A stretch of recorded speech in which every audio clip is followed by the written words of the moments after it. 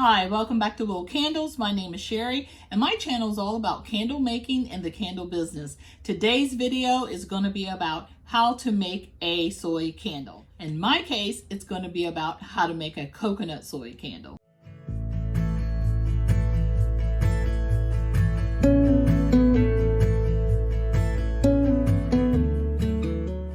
This is kind of what I call my pre-prepping.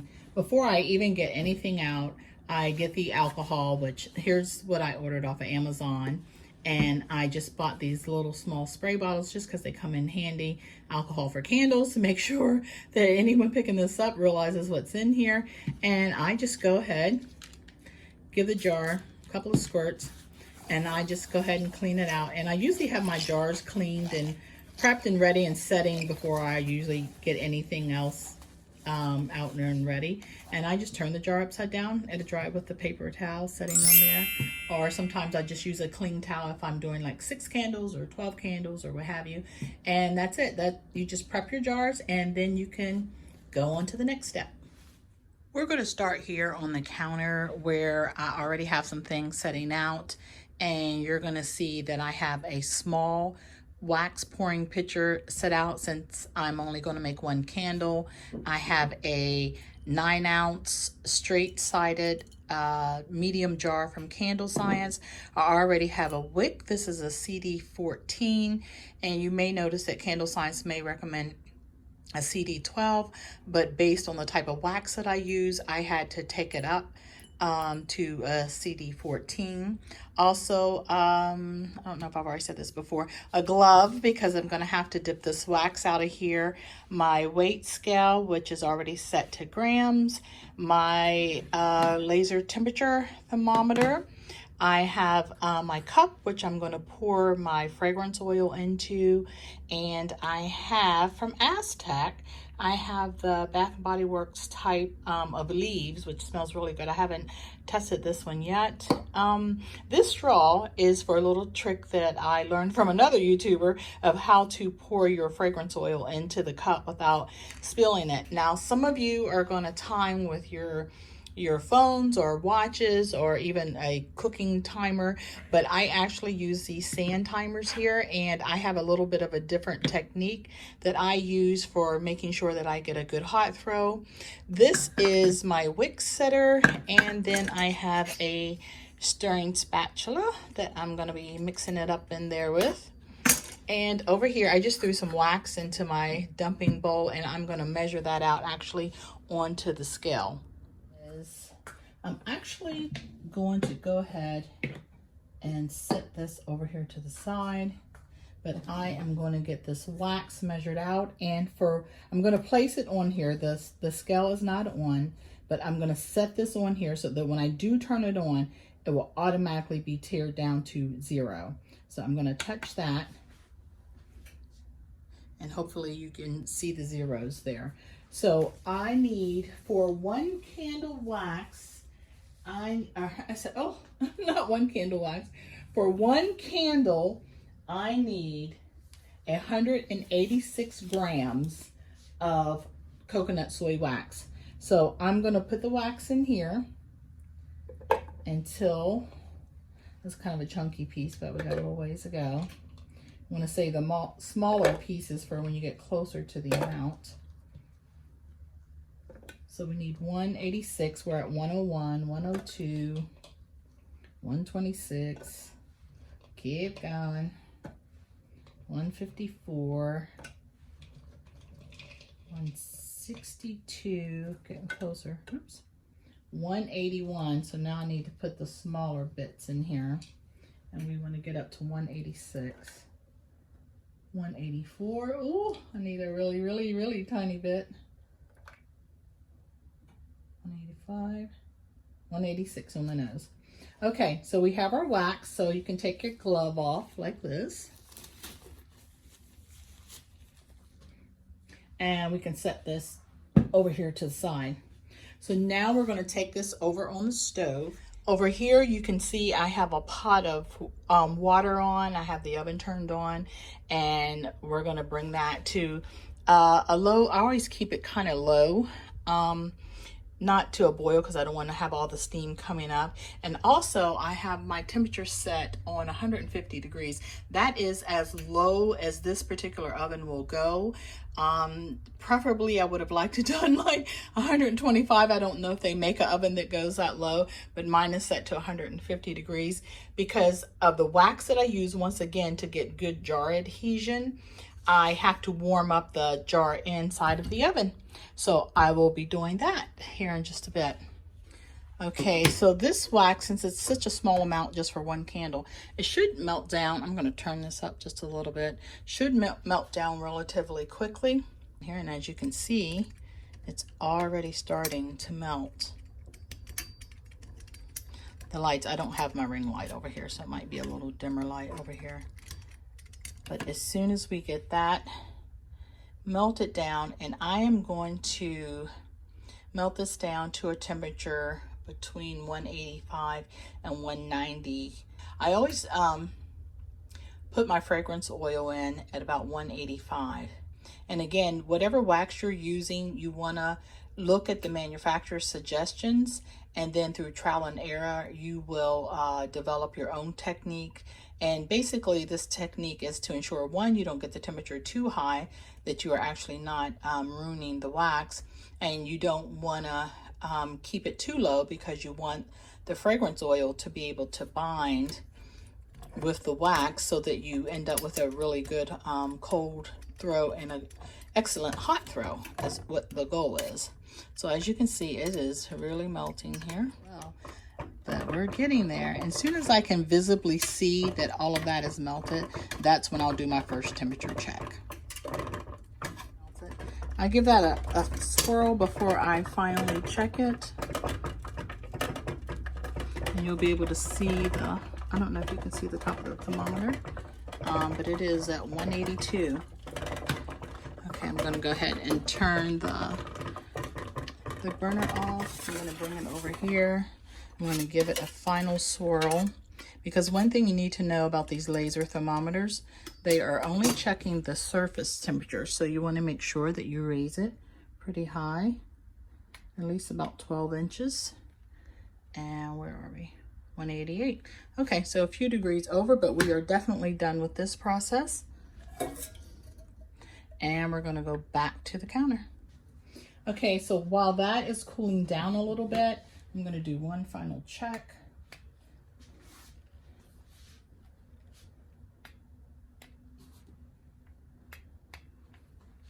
And as you can see, it's still about, what is that? 187. So before I turn this on again, I'm gonna put the cup that the fragrance oil is gonna go into, and I'm gonna put that on there. And as soon as I turn it on, it's automatically going to tear down to 0 so that we can make sure that we get an accurate measurement.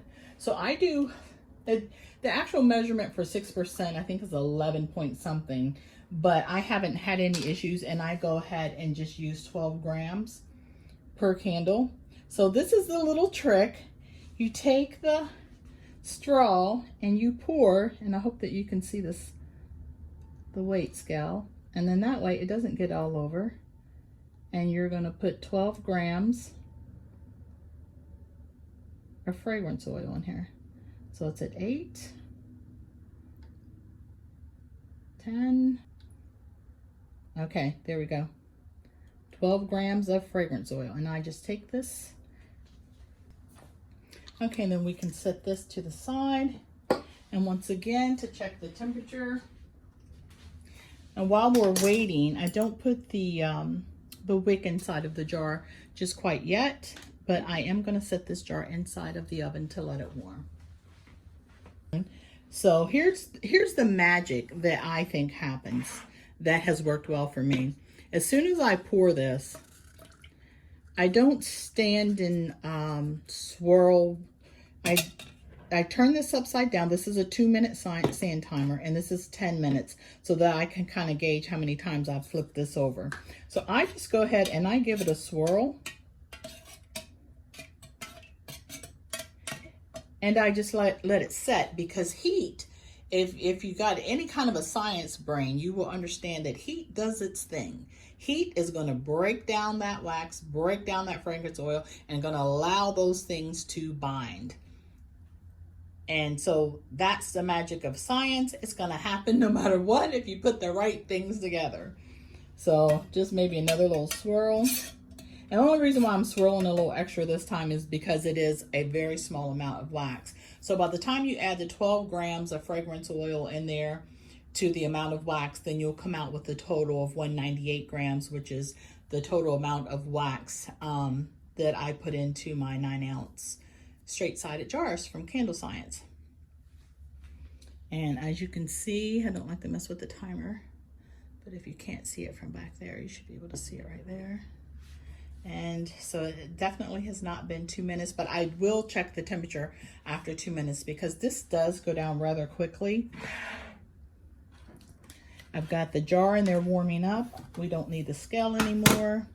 I'm gonna sit this over there because this is what we're gonna put the jar in. I'm gonna get ready because we're gonna wick that jar as soon as I take it out of the oven. So you're gonna take your wick and you are going to take a tab and go ahead and put that right on there.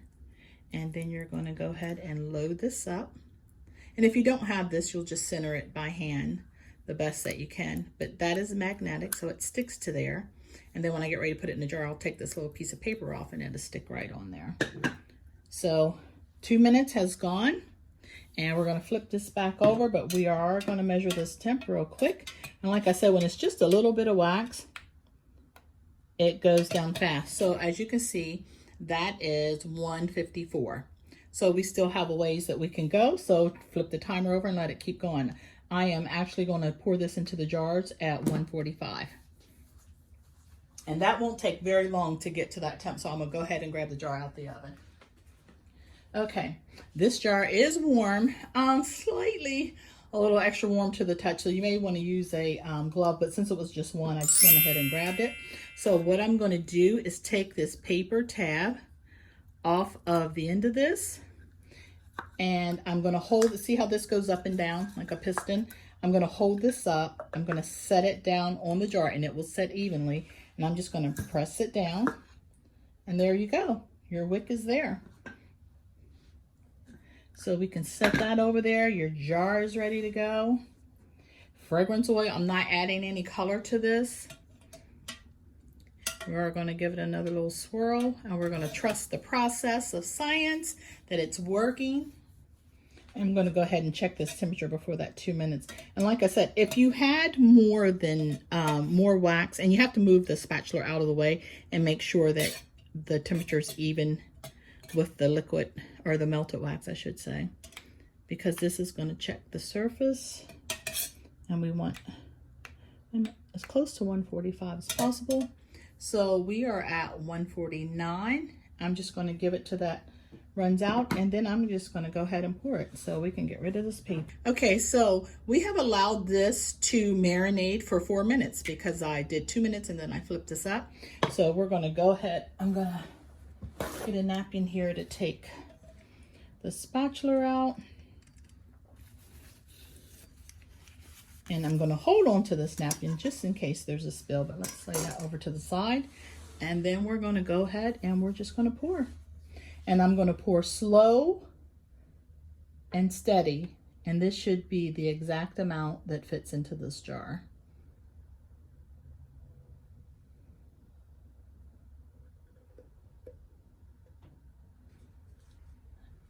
And then you can use your paper towel to wipe this. Okay, so we're gonna allow this to cool until it sets.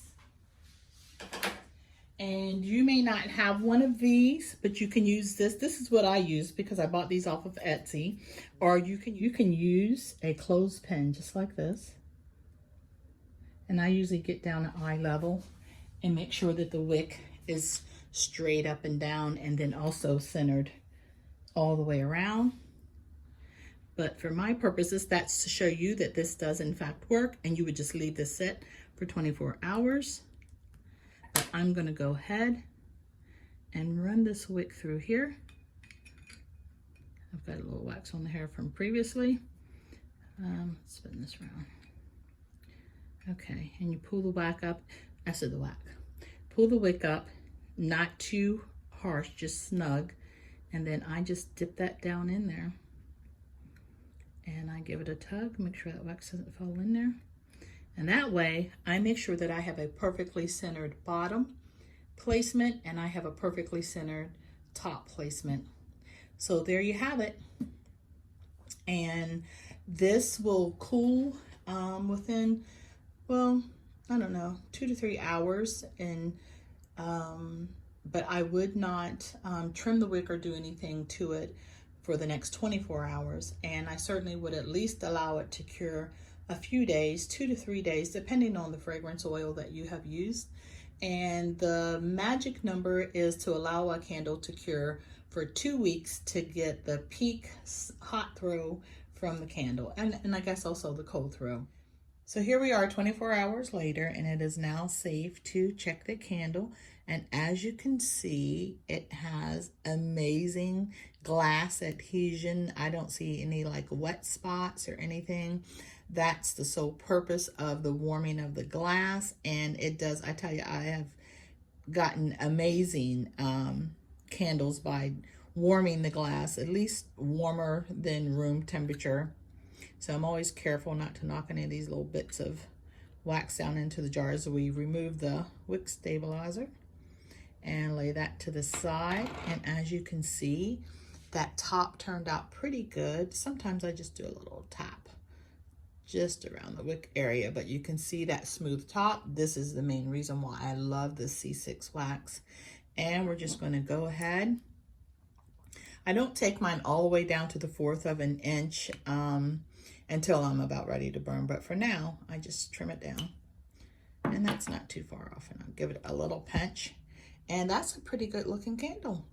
And that's why I love the wax that I use, and it makes a lot less work than trying to have to fix tops and sinkholes and all of that thing. Okay, so the next thing I want to talk to you about is when you're doing your candles, if you're not actually labeling this, and let's say that this was a test candle, I always do a label that I stick on here. So I always put the date, I always put wick and the size of the wick, which this is a CD 14 wick, and I always put the type of wax that I use, the fragrance oil. So this is a Bath and Body Works type of leaves, and the amount, which is 6%. And I always put who made that particular scent, because sometimes you can get the same fragrance from several different companies. So I want to make sure that I know the company that I got that fragrance from. So let's say that this, I wait the 2 weeks till this cures, I burn it. It's an amazing hot throw. And I want to make sure that I am aware of the company that I got it from so that I can order a larger quantity. And then I also put the cure date on here so I can kind of monitor. So I can just pick up the jar, monitor when I want to check it. Usually I'll check mine in about 5 to 7 days, and then I'll check it again in about 2 weeks, because sometimes it doesn't necessarily always take the 2 weeks, even though that 2 weeks cure time is the magic. So these are just some extra labels that I got when I ordered some other candle labels. They come in a sheet like that. I always use a Sharpie. It's just easier to write on here than trying to use an ink pen. Sometimes the ink pen, you really struggle to get the ink to flow right on there. And basically, I just take this off and I just put it right on the jar. And there you have your test candle. And I'll put a lid on there. And I'll just grab a lid. And there you go. So this would be a test candle. And again, if you've made these and you're just making candles, once you've done a test candle, it works well for you. You've achieved the hot throw that you want to achieve, then you can go ahead and put any kind of label that you desire to create. And that'll be a whole nother video, me talking about how to make labels. So make sure that you subscribe to the channel. And if you like this video, make sure that you hit like down at the bottom, and we'll continue on. Well, that wraps it up today. Thank you for watching so much. If you haven't subscribed, make sure that you subscribe down below. And also you will want to hit the little bell so that you'll be notified when I put up the next video. And also, if you like this video, go ahead and hit like for me. And I'll see you guys the next time. Thanks for watching. Bye.